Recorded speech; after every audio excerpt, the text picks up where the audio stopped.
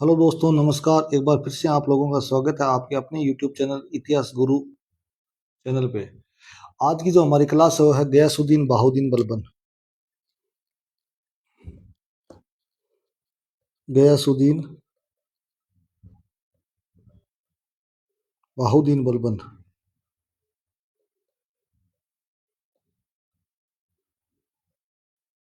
बलबन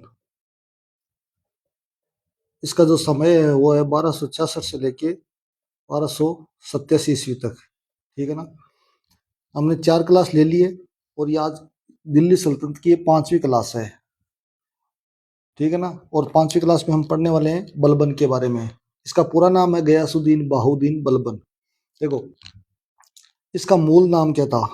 मूल नाम, इसका मूल नाम था बहाउद्दीन।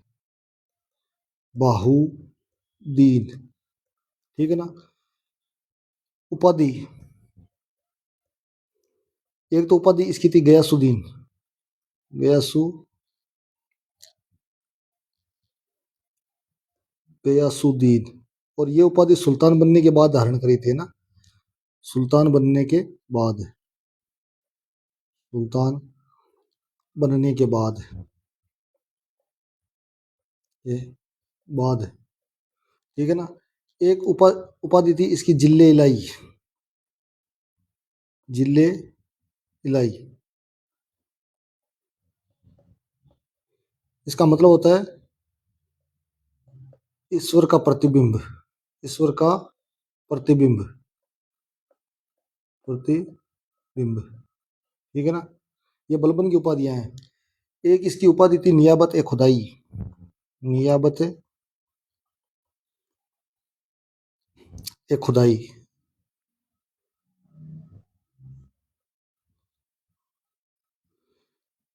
ठीक है ना। अब देखो, आगे देखते हैं। इसका मूल नाम बहाउद्दीन हमने पढ़ ही लिया था। इससे एक दूसरा नाम उपनाम देख लेते हैं। इससे कहा जाता था उलुग खान। बलबन को क्या नाम, किस नाम से जाना जाता था। उलुग खान। उलुग खान या महान खान। महान खान। ठीक है ना। इससे कहा जाता था बलबने खुर्द। बलबने बलबने खुर्द। इसका मतलब होता है कनिष्ठ बलबन, छोटा बलबन। कनिष्ठ बलबन। ज्येष्ठ बलबन किसको कहा जाता है। नोट। कनिष्ठ बलबन तो बलबन को कहा जाता है। ज्येष्ठ बलबन,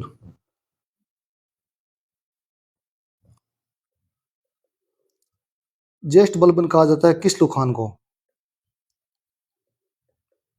किस्लू खान को। ठीक है ना। यह बलबन का बेसिक परिचय है। ठीक है ना। बलबन का मूल नाम है बहाउद्दीन। उपाधि है इसकी गयासुद्दीन। इसकी एक दूसरी उपाधि है जिले इलाई। इसकी एक अन्य उपाधि और है नियाबत ए खुदाई। इसका इसके जो अन्य नाम है उलुग खान या महान खान या बलबन खुर्द कहा जाता है। ध्यान रखना, ज्येष्ठ बलबन किस्लू खान को कहा जाता है। अब देखते हैं आगे। इसका आगे और देखते हैं थोड़ा परिचय। हम बलबन पढ़ रहे हैं। बलबन। ठीक है ना। ये पूरा मैं नोट्स फॉर्मेट में बताऊंगा, आप चाहो तो नोट डाउन भी कर सकते हो ना। देखो, बलबन इलबारी तुर्क था। कौन था। इलबारी। इलबारी जाति का तुर्क था। इलबारी तुर्क। इलबारी तुर्क होने के कारण है बलबन के जो वंशज है, बलबन का वंश है वो द्वितीय इलबारी वंश कहलाता है। द्वितीय इलबारी वंश कहलाता है। इलबारी वंश। इल्तुतमिश भी इलबारी वंश का था, है ना। तो इल्तुतमिश के वंशज प्रथम इलबारी वंश और ये द्वितीय इलबारी इलबारी वंशज कहलाता है। इसे बलबनी वंश भी कहते हैं। बलबनी बलबनी वंश भी इसको कहा जाता है। ठीक है ना। बलबन के वंशजों को बलबनी वंश भी कहा जाता है। बलबन जो है वो बचपन में जब छोटा था ना, तब ये मंगोलों के हाथ लगा। मंगोल एक जनजाति है ना। मंगोलों के हाथ में लगा और मंगोलों ने इसको क्या किया। बगदाद का एक काजी था, बगदाद का व्यापारी, बगदाद व्यापारी और बगदाद का व्यापारी जिसका नाम क्या था, जमालुद्दीन बसरी। जमालुद्दीन बसरी। इस जमालुद्दीन बसरी को सौंप दिया। यानी इन मंगोलों ने बलबन को किसको बेच दिया? जमालुद्दीन बसरी को सौंप दिया। और जमालुद्दीन बसरी ने क्या किया? इसको शिक्षा दी। सौंपा नहीं था, मतलब इसको बेच दिया था। शिक्षा दीक्षा दे के इसको पूर्ण किया था। किसको शिक्षा दी? बलबन को दी थी ना। और बाद में जब इल्तुतमिश ने 1231 ईस्वी में ग्वालियर अभियान किया था ना, इल्तुतमिश है, जब इल्तुतमिश ने 1231 ईस्वी में कौन सा अभियान किया था? ग्वालियर अभियान। ग्वालियर अभियान।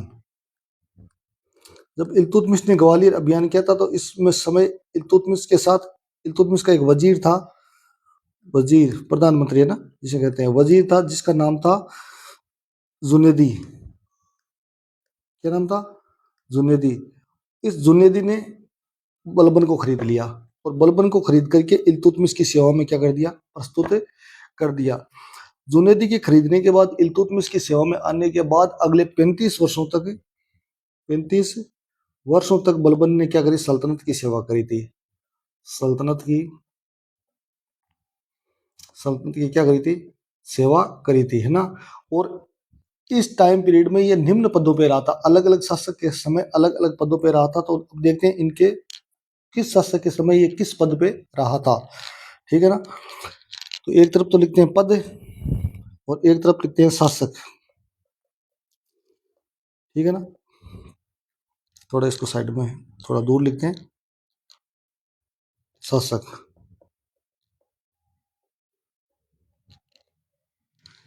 बलबन किसके समय किस पद पे रहा था? देखो सबसे पहले जो आया था ये खासदार पद पे। सबसे पहले किस पद पे नियुक्त हुआ? खासदार पद पे। इसका मतलब होता है सुल्तान का निजी सेवक। सुल्तान का निजी सेवक। ठीक है ना। और ये किसके समय था? ये था इल्तुतमिश के समय। इल्तुतमिश के समय। ठीक है ना। इसके बाद यह आया था अमीर ए शिकार के पद पे नियुक्त हुआ। अमीर ए शिकार। अमीर ए शिकार के पद पे। और इस समय जब अमीर ए शिकार पे नियुक्त हुआ उस समय शासन शासन किसका था? रजिया का।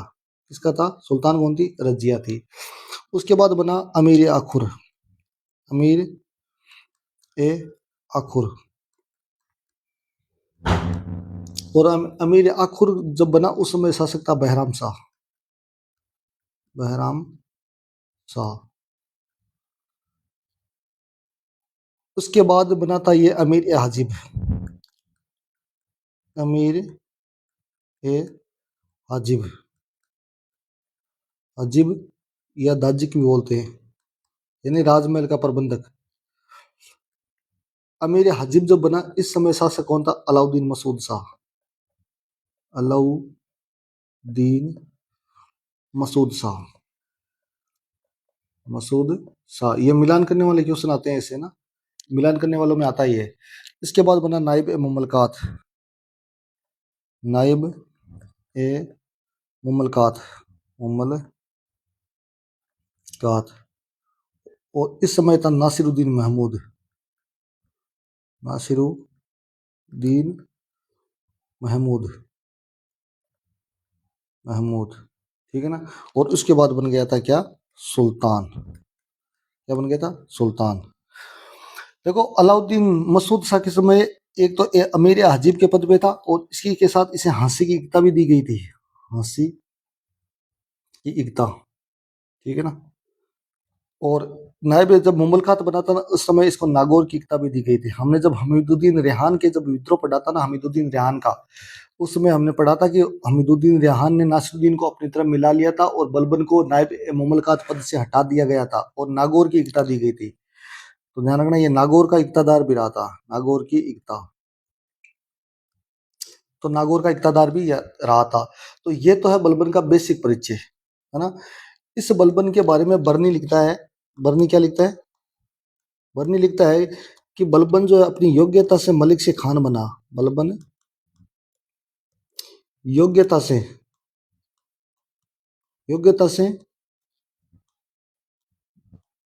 मलिक से क्या बना?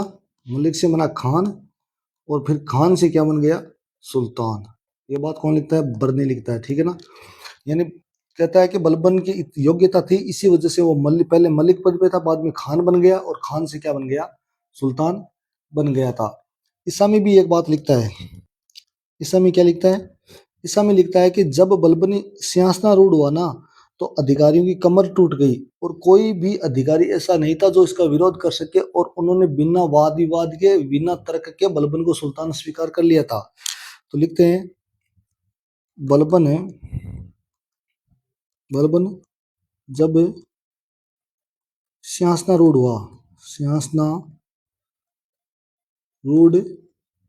हुआ, तो मैं शॉर्ट में लिखा हुआ ना, पूरी लाइन ये है कि बलबन जब सिंहासनारूढ़ हुआ, तो अधिकारियों की कमर टूट गई थी, और कोई भी अधिकारी ऐसा नहीं था जो इसका विरोध कर सके, और उन्होंने बिना किसी वाद विवाद के, बिना किसी तर्क के बलबन को सुल्तान स्वीकार कर लिया था। ये सब सारे के सारे बलबन के अधीन हो गए थे, है ना। तो अधिकारियों की क्या टूट गई, अधिकारियों की कमर, यानी विरोध नहीं करने की स्थिति में नहीं रहे, अधिकारियों की कमर टूट गई, कमर टूट गई, और उन्होंने बिना वाद विवाद के, बिना वाद विवाद के उसके अधीन हो गए, उसके अधीन हो गए, ठीक है ना। ये था बलबन का परिचय, अधीन हो गए। अब बलबन की देखते हैं समस्याएं। बलबन के जब बलबन सुल्तान बनता है तो कौन कौन सी समस्याएं थी, एक बार इसका दोबारा से देख लेते हैं इसको। देखो, बलबन के बारे में पढ़ रहे हैं, 1266 से लेकर 1287 तक इसका टाइम पीरियड है। मूल नाम इसका बहाउद्दीन है। इसकी उपाधि है गयासुद्दीन, जो सुल्तान बनने के बाद धारण करी थी। एक उपाधि इसकी जिले इलाई भी है। एक उपाधि है इसकी नियाबत खुदाई। इसे उलुग खान, महान खान या बलबन खुर्द इसको कहा जाता है। ज्येष्ठ बलबन कहा जाता है इसलू खान को। बलबन इलबारी तुर्क था, इस कारण बलबन के वंशज को द्वितीय इलबारी वंश कहा जाता है। इसे बलबनी वंश भी कहते हैं। बचपन में यह मंगोलों के हाथ लग गया। मंगोलों ने बगदाद के व्यापारी जिसका नाम था जलालुद्दीन बसरी को बेच दिया। बसरी ने इसको शिक्षा दीक्षा देके परिपूर्ण किया, और जब इल्तुतमिश ने ग्वालियर अभियान किया था, तब इल्तुतमिश का एक वजीर जिसका नाम था जुनेदी, जुनेदी ने बलबन को खरीदा था, और खरीद करके इल्तुतमिश की सेवाओं में प्रस्तुत कर दिया था। और उसके बाद अगले 35 वर्षों तक बलबन ने सल्तनत की क्या करी थी, सेवा करी थी, और अलग अलग शासकों के समय अलग अलग पद पे रहा था। सबसे पहले जो पद था इसके पास वो था खासदार का, जो इल्तुतमिश के समय इसके पास था। रजिया के समय ये अमीर शिकार के पद पे था। बहराम शाह के समय अमीर अकबर के पद पे था। अलाउद्दीन मसूद शाह के समय अमीर हाजिब के पद पे था। और नासिरुद्दीन महमूद के समय नायब मुमलकात के पद पे था।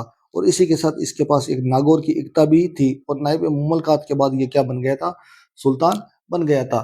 क्योंकि 1266 में नासिरुद्दीन महमूद की मृत्यु हो जाती है, और मृत्यु हो जाने के बाद बलबन खुद क्या बन जाता है, सुल्तान बन जाता है। अब देखते हैं बलबन की समस्याएं कौन कौन सी थी। और इसके बरनी लिखता है कि बलबन योग्य था से मलिक से खान, और खान से क्या बन गया, सुल्तान बन गया। और ईसा में लिखता है कि बलबन जब सिंहासनारूढ़ होता है, तब अधिकारियों की कमर टूट गई, कोई भी अधिकारी विरोध करने की स्थिति में था नहीं, और उन्होंने बिना वाद विवाद के, यानी अधिकारियों ने बिना वाद विवाद के, बिना किसी विरोध के, सीधे के सीधे बलबन के अधीन हो गए। अब बलबन के सामने समस्याएं कौन कौन सी थी, तो देखते हैं बलबन की समस्याएं कौन कौन सी थी। देखो, जब बलबन सुल्तान बनता है ना, तब ताज के प्रति या सुल्तान के प्रति जनता में कोई किसी भी प्रकार का भय नहीं था। क्योंकि इल्तुतमिश की मृत्यु के बाद से लेके, इल्तुतमिश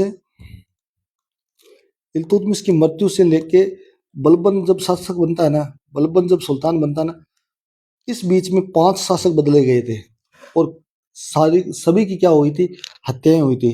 सभी की क्या होती है, हत्याएं होती है। यानी जो अमीर लोग थे ना, अमीर, वो इतने हावी थे कि अगर कोई अमीरों की बात नहीं मानता था, तो अमीर इनकी क्या, सुल्तानों की क्या करवा देता था, अमीर लोग मिलकर सुल्तानों की क्या करवा देते, हत्या करवा देते थे। इस कारण जनता में राजत सुल्तान के प्रति कोई भय था ही नहीं, है ना। तो बलबन के सामने सबसे बड़ी जो समस्या थी वो थी ताज की प्रतिष्ठा को पुनः स्थापित करना। ताज की प्रतिष्ठा को क्या करना, प्रतिष्ठा को पुनः स्थापित करना, पुनः स्थापित करना, यह बलबन के सामने सबसे बड़ी समस्या थी। क्योंकि जब सुल्तान का आदर ही नहीं करेंगे, जनता जब सुल्तान का आदर ही नहीं करेगी, तो सुल्तान शासन करेगा कैसे, है ना। तो इस ताज की प्रतिष्ठा को पुनः स्थापित करने के लिए बलबन ने क्या दिया था, राजत्व का सिद्धांत दिया था। क्या दिया था? राजत्व का सिद्धांत। सबसे बड़ी समस्या ताज की प्रतिष्ठा स्थापित करना, और ताज की प्रतिष्ठा स्थापित करने हेतु बलबन क्या लेके आया था? राजत्व का सिद्धांत लेके आया था, जो फारस से प्रभावित था। फारस, है ना, फारस से प्रभावित था, फारस के शासकों से, ठीक है ना। और इस राजत्व का जो सिद्धांत था ना, इसका जो उल्लेख मिलता है अप्रत्यक्ष, डायरेक्टली तो नहीं मिलता उल्लेख, और वो भी कैसा? इनडायरेक्टली, यानी अप्रत्यक्ष। अप्रत्यक्ष तो उल्लेख मिलता है, और वो कौन करता है? बर्नी करता है। बर्नी करते वसया में, वसया या वसीयत, वसीयत, वसीयत में क्या मिलता है? ये इस जो बलबन का जो राजत्व का जो सिद्धांत है ना, उसका क्या मिलता है? उल्लेख मिलता है। ये जो वसया है ना, ये दो भाग है। इस वसया कितने भाग है? दो भाग है। इसका जो एक भाग है ना, प्रथम भाग, प्रथम भाग, प्रथम भाग में तो राजा या सुल्तान, राजा के कर्तव्यों का उल्लेख है। किसका उल्लेख है? कर्तव्यों का उल्लेख है पहले भाग में तो। और दूसरा जो भाग है ना, दूसरा भाग, सेकंड भाग, इसमें बलबन द्वारा अपने पुत्रों को दी गई शिक्षाओं का उल्लेख है। बलबन द्वारा, बलबन द्वारा अपने पुत्रों, पुत्र कौन थे? बुगरा खान और महमूद खान थे ना। पुत्रों को प्रशासन से संबंधित, सॉरी,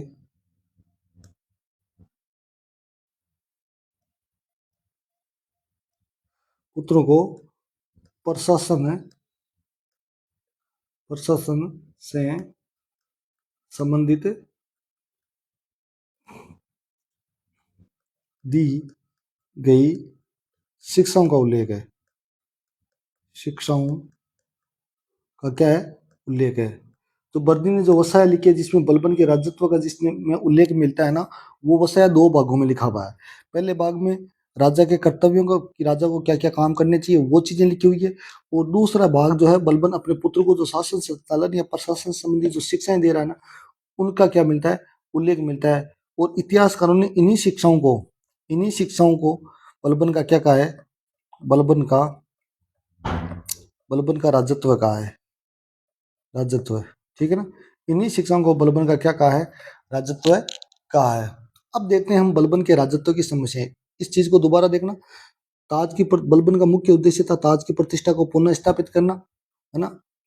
और ताज की प्रतिष्ठा को स्थापित करने के पीछे उद्देश्य यही था कि एक तो बलबन के ऊपर राज हत्या का जो कलंक था वो मिटाना, एक स्वयं का औचित्य सिद्ध करना, ठीक है ना। और इसी वजह के से चलते बलबन क्या लेके आया था? राजत्व का सिद्धांत, जो फारस से प्रभावित है।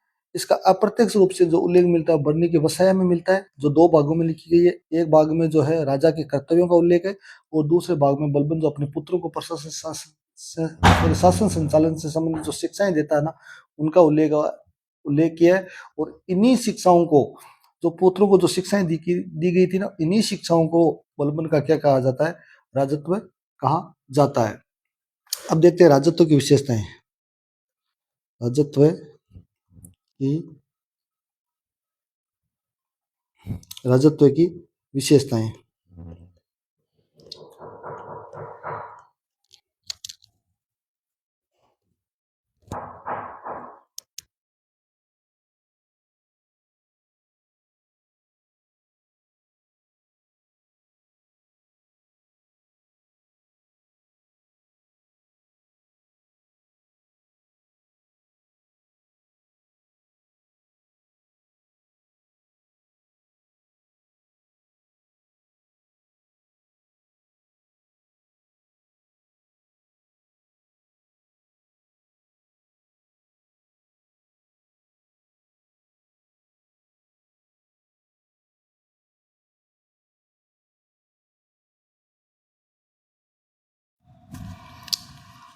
बलबन के राजत्व की क्या पढ़ रहे हैं हम? विशेषताएं पढ़ रहे हैं।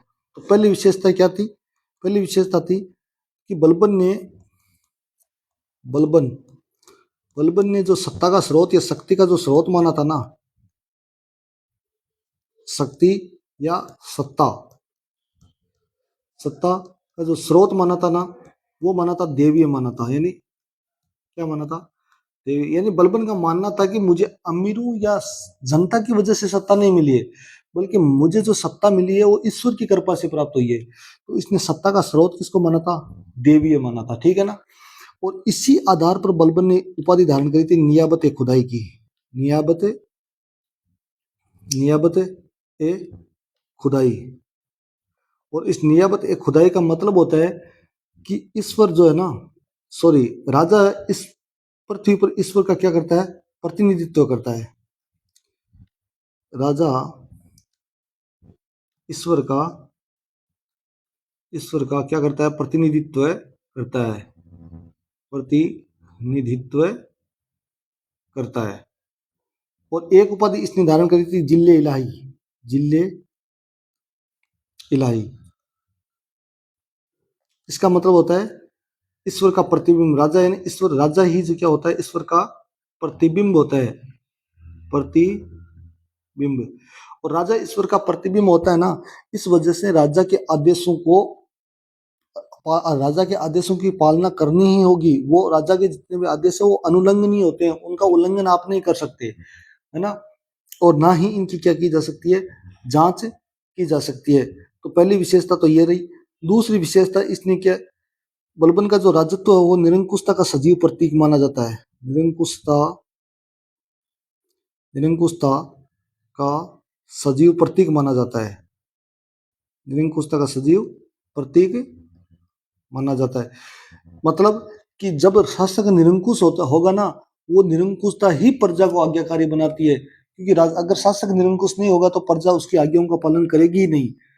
तो बलबन ने निरंकुशता की चरम सीमा थी। बलबन बाद में आगे आएगा, अलाउद्दीन फुल चरम पे पहुंचेगा, है ना।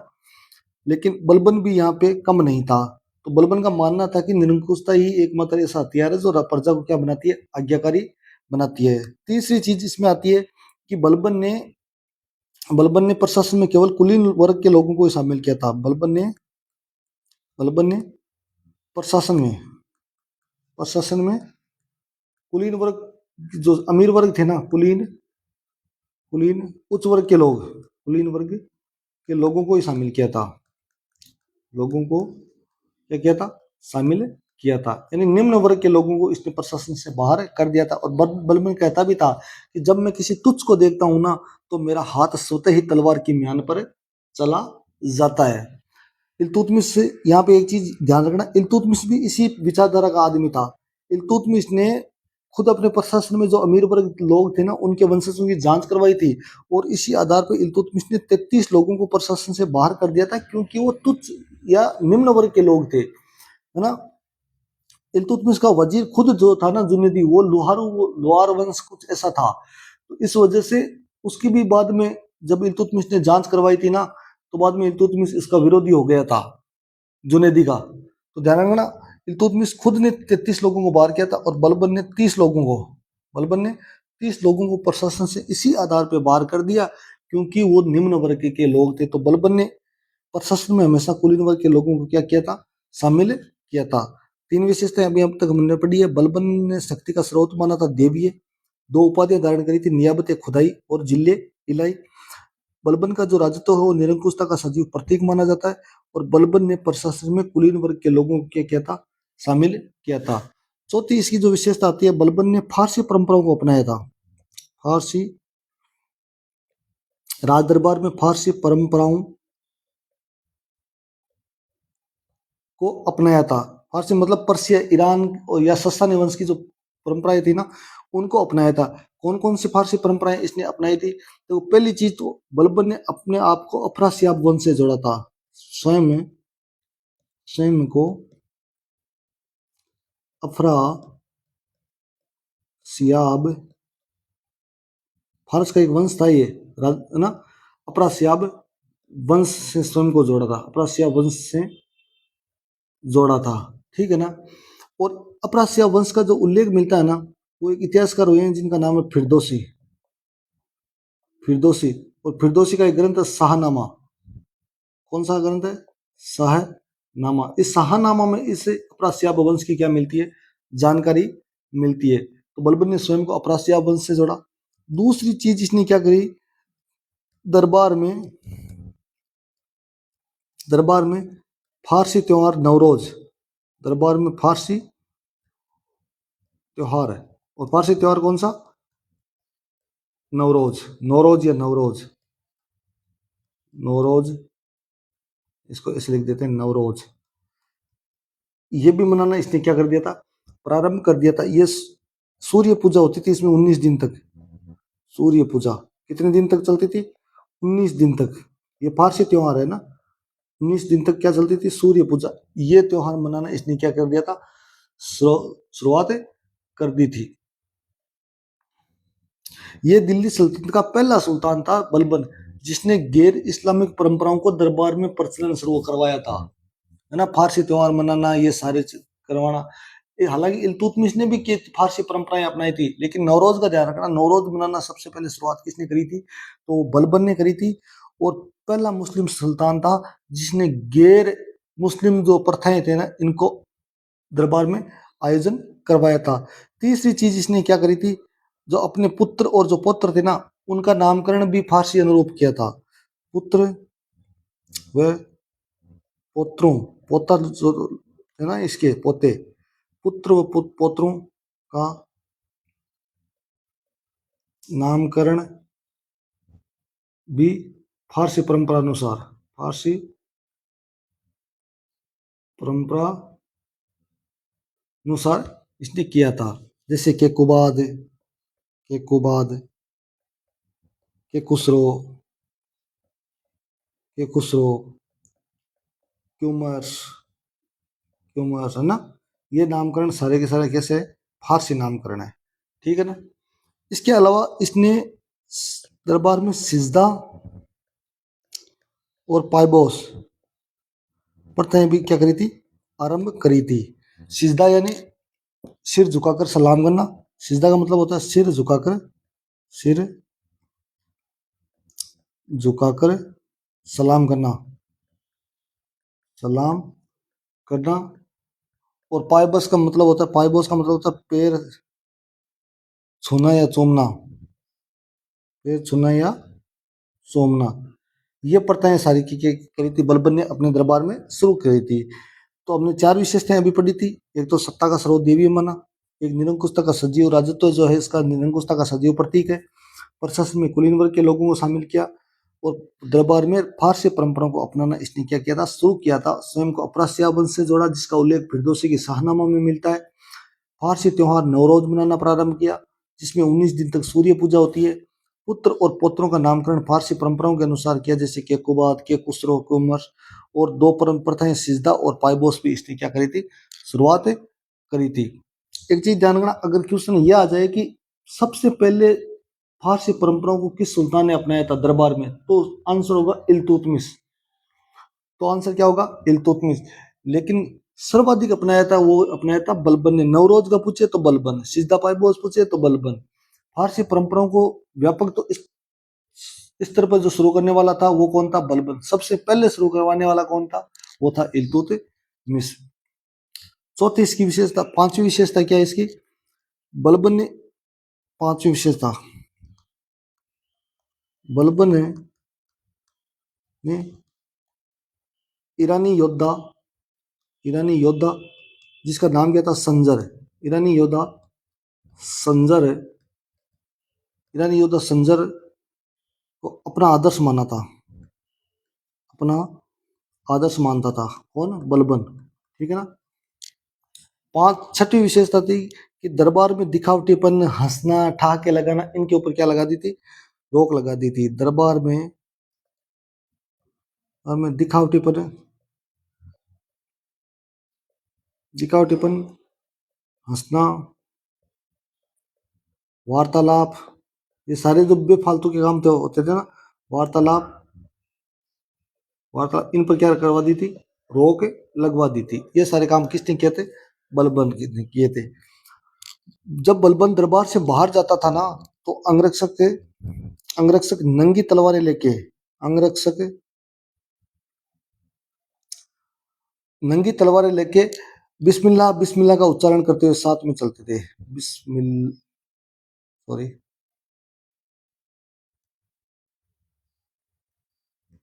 बिस्मिल्लाह,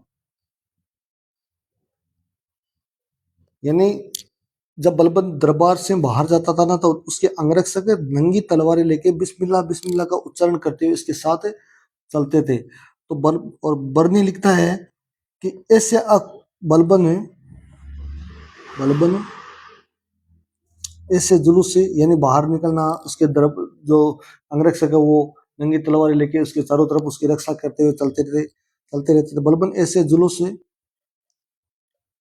से अक्सर निकालता रहता था, अक्सर निकालता था निकालता था, जिसे देखने दूर दूर से लोग आते थे, जिसे देखने के लिए देखने के लिए दूर दूर से लोग आते रहते थे, लोग आते थे। ठीक है ना। उसकी सातवीं विशेषता यह है कि सातवीं, बलबन ने स्वयं को खलीफा से जोड़े रखा, और सिक्कों के ऊपर दिवंगत खलीफा जिसका नाम था मुहसिन, सिक्कों पर सिक्कों पर दिवंगत, यानी जो खत्म हो चुका था, दिवंगत खलीफा जिसका नाम क्या था, मुहसिन का नामोल्लेख करवाया था। और कठोर इसकी न्याय व्यवस्था इतनी भयंकर थी, कठोर दंड की व्यवस्था इसने करवाई थी। इसके साथ एक इंपॉर्टेंट चीज ध्यान रखना, एक अभिलेख है गढ़ मुक्तेश्वर अभिलेख, गढ़ मुक्तेश्वर अभिलेख, गढ़ मुक्तेश्वर अभिलेख। ठीक है ना। इस गढ़ मुक्तेश्वर अभिलेख में बलबन ने स्वयं को खलीफा का नायब घोषित किया था। बलबन ने स्वयं को खलीफा का क्या घोषित किया था, खलीफा का नायब घोषित घोषित किया था। एक और ध्यान रखना, पालम बावली अभिलेख, पालम बावली अभिलेख, बावली अभिलेख या शिलालेख, पालम बावली शिलालेख। और जिसकी रचना किसने करी थी, योगेश्वर पंडित ने।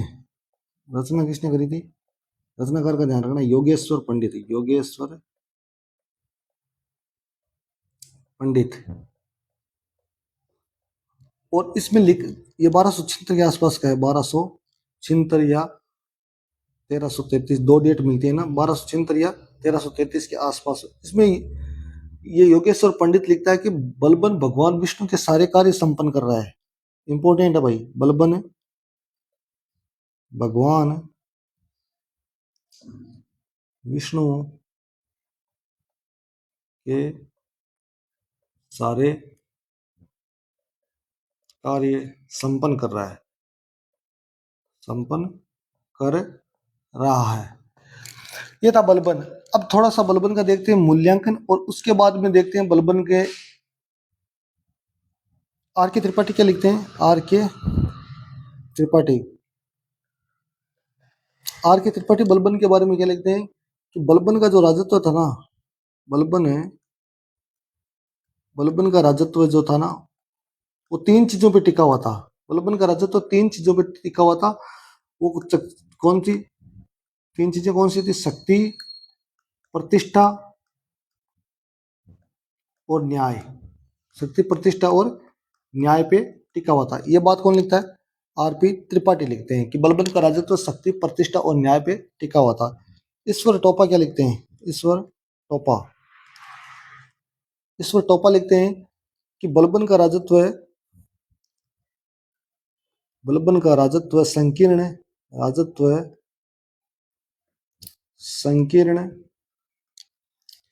भौतिकवादी